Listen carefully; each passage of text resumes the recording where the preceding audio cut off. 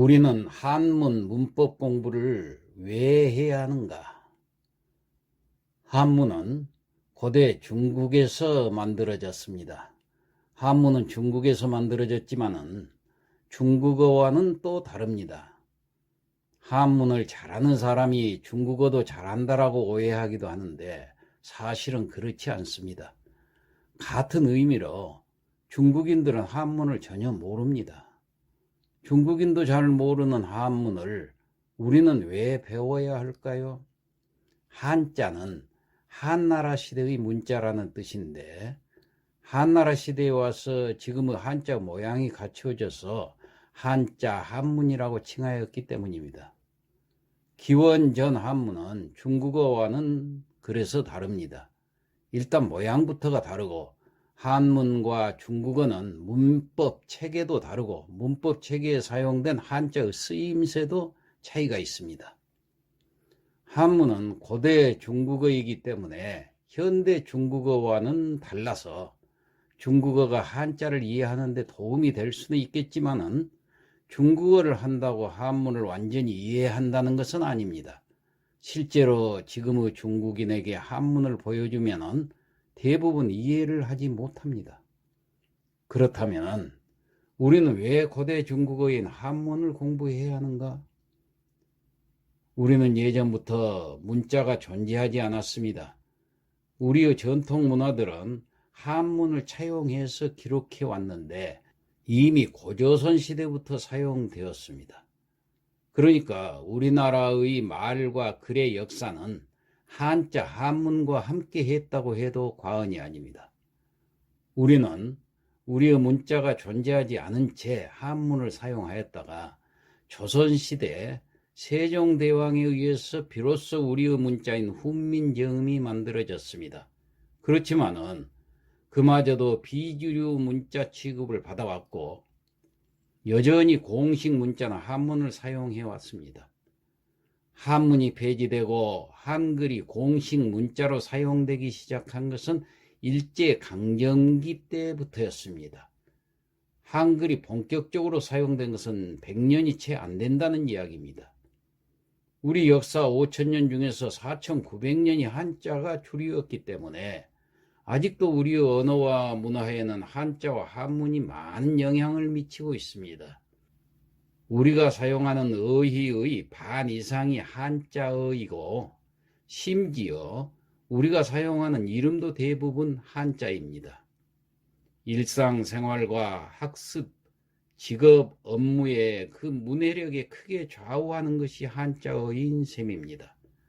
우리의 의사소통 능력을 위해서 한자와 한문은 매우 중요한 위치에 있는 것이 현실인데 이를 어찌 하겠습니까? 자, 조선시대에는 한문을 사용하면서도 이를 어렵게 습득을 했습니다. 즉, 수백 번 익힘으로써 물리가 터진다고 했습니다. 그러나 지금은 바쁜 시대에 그때의 학습 방식만으로는 한문을 습득하기는 어렵습니다. 좀 더 체계적으로 문법부터 익혀나갈 필요가 있는 것입니다.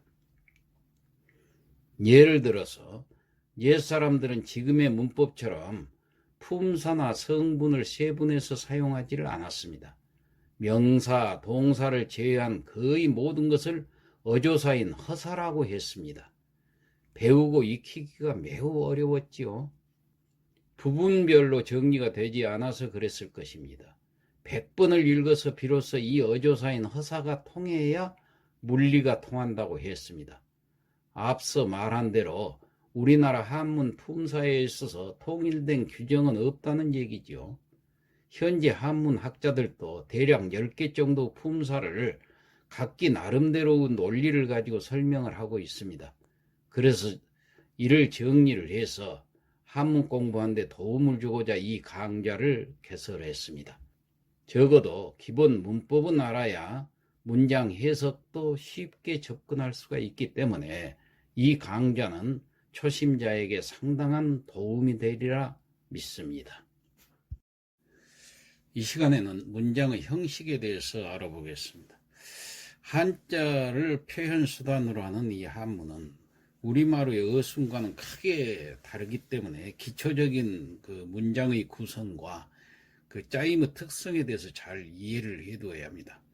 이 한문에서 기초를 이루는 문장의 종류는 대략 평서문, 부정문, 의문문, 반어문, 비교문, 가정문, 뭐 사동문, 피동문, 한정문, 도치문 뭐 이런 식으로 나열이 되어 있습니다. 그래서 이것을 차근차근 한번 살펴보려고 하는데요.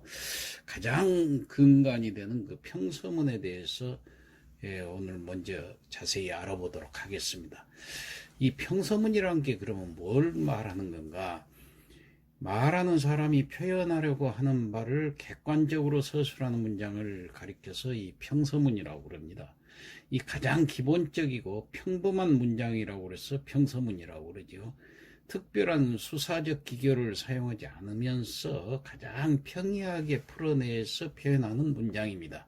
그래서 이 평자가 들어갔어요. 평평할 평자. 이 평평할 평자는 높거나 낮지 않아서 이 고른 상태로 있는 것을 말하는데, 소리에서는 처음 시작하는 높낮이가 끝까지 지속되는 것을 가리키고, 이 언어에서는 특별한 굴곡이 없이 이 담담하게 객관적으로 말하는 것을 가리킵니다.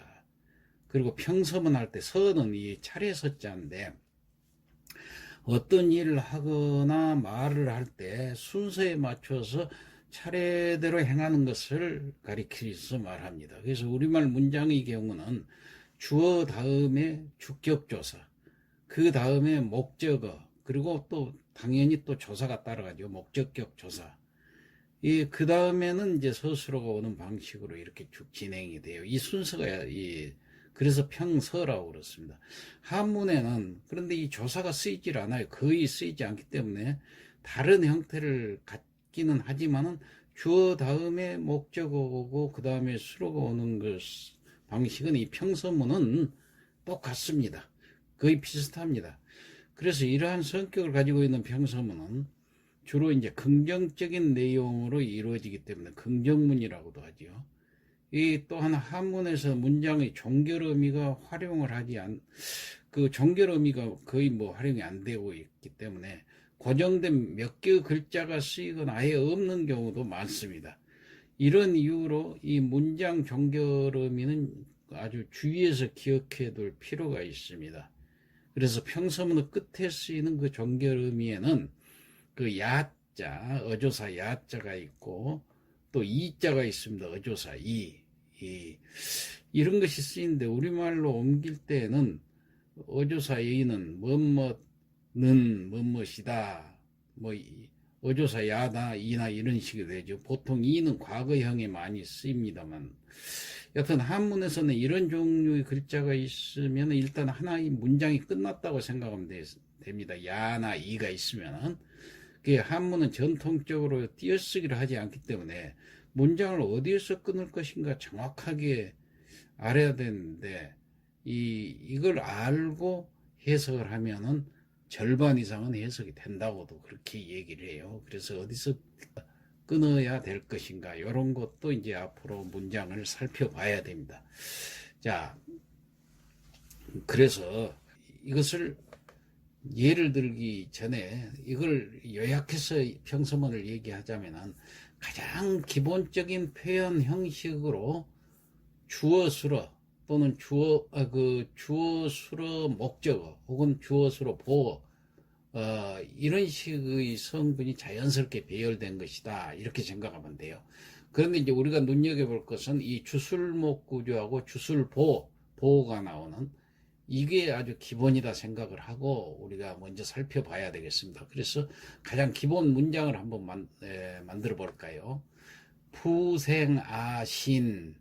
자, 아버지 부자가 이 주어 역할을 합니다. 주어. 그 다음에 날생이 수로 역할을 해요. 아신, 나의 몸, 내 몸, 이게 목적어 역할을 해요. 그래서 주술목 구조가 됩니다. 그래서 아버지께서 내 몸을 낳으셨다. 이게 아주 기본 형식. 또 보로 된 거 있습니다. 주술보.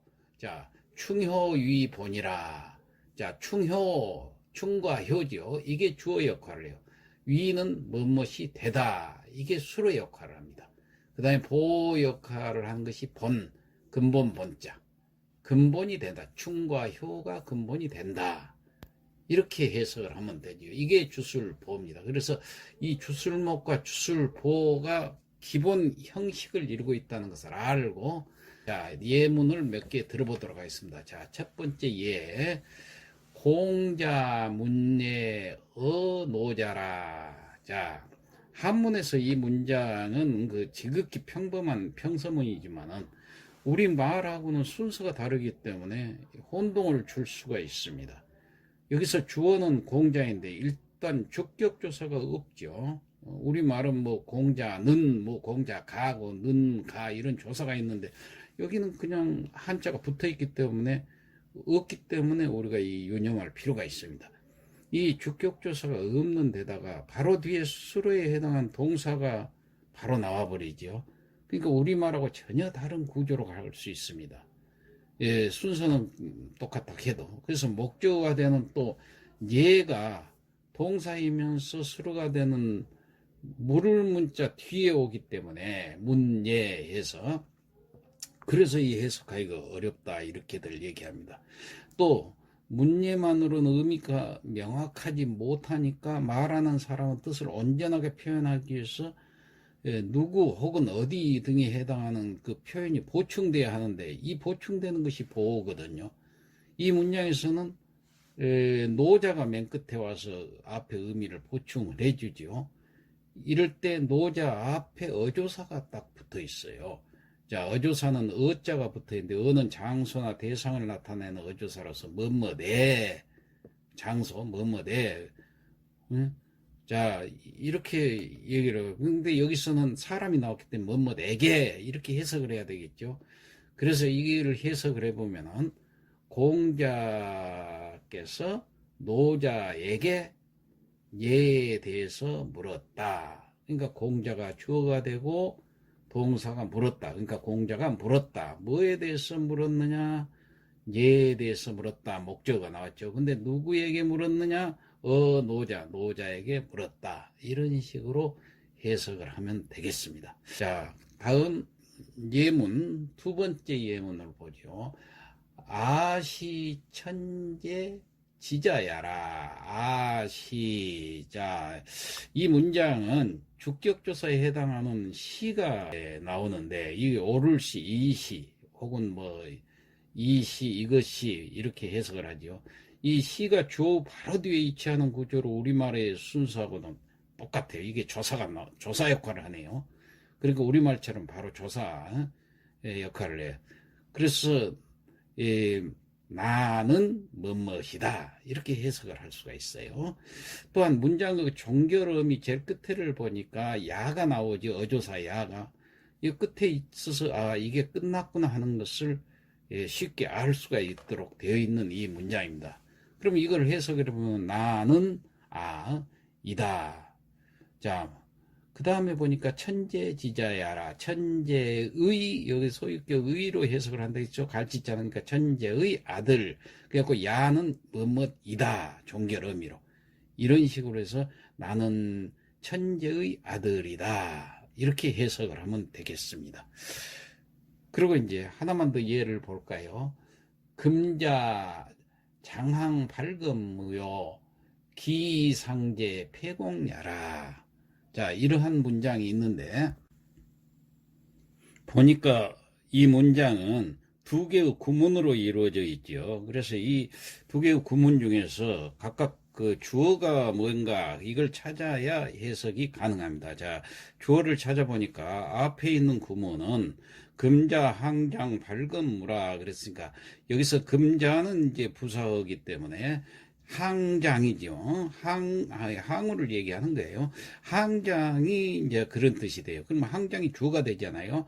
그 다음에 발금, 칼을 뽑는 것을 뽑을 발자. 그래가지고 춤을 춘다, 춘출 무자. 자, 그래서 지금 이 금자라는 것은 지금의 이제 금자. 그리고 놈자자가 붙어 있는데 이 놈자자는 이게 별 의미가 없습니다. 지금이라는 그 뜻을 강조하기 위한 거예요. 그러니까 지금 금자, 지금 항장이 칼을 뽑아서 춤을 춘다. 그러니까 건물을 쳤다는 얘기죠.